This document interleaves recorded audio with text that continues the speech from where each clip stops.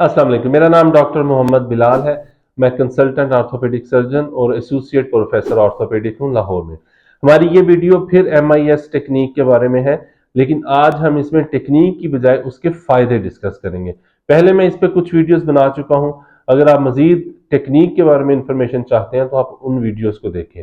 आज की इस वीडियो में मैं आपको बताऊंगा कि इसके फायदे क्या हैं। तो सबसे पहले ये कि जब वो कट छोटा होगा तो उसका निशान भी छोटा होगा, यानी कि आपका जो स्कार है वो कॉस्मेटिकली बहुत ही एक्सेप्टेबल होता है।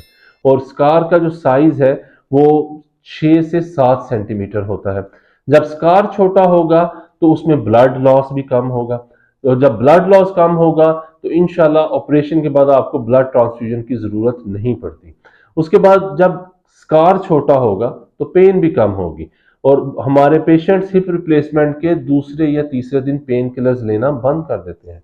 और जब स्कार छोटा होगा, मसल्स की इंजरी कम होगी ऑपरेशन के दौरान, तो आप पूरा वजन डाल के पहले दिन से चल फिर सकते हैं, बगैर किसी लंगड़ाहट के चल फिर सकते हैं।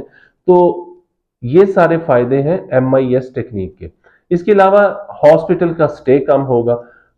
शुरू में जब हिप रिप्लेसमेंट किया जाता था पूरी दुनिया में, तो मरीजों को 5-5 दिन रखा जाता था। उसमें एडवांसमेंट आई तो वो 3 डेज हो गया।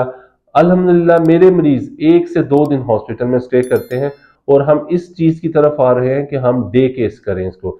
सुबह ऑपरेशन किया जाए, शाम को पेशेंट घर जा सकता है। और उसमें कुछ तैयारी होती है, कुछ बैकग्राउंड होता है। ऑपरेशन से पहले आपने तैयार होना है, ऑपरेशन के दौरान हमने MIS टेक्निक लगानी है, फिर आपके घर में कुछ अरेंजमेंट्स हैं।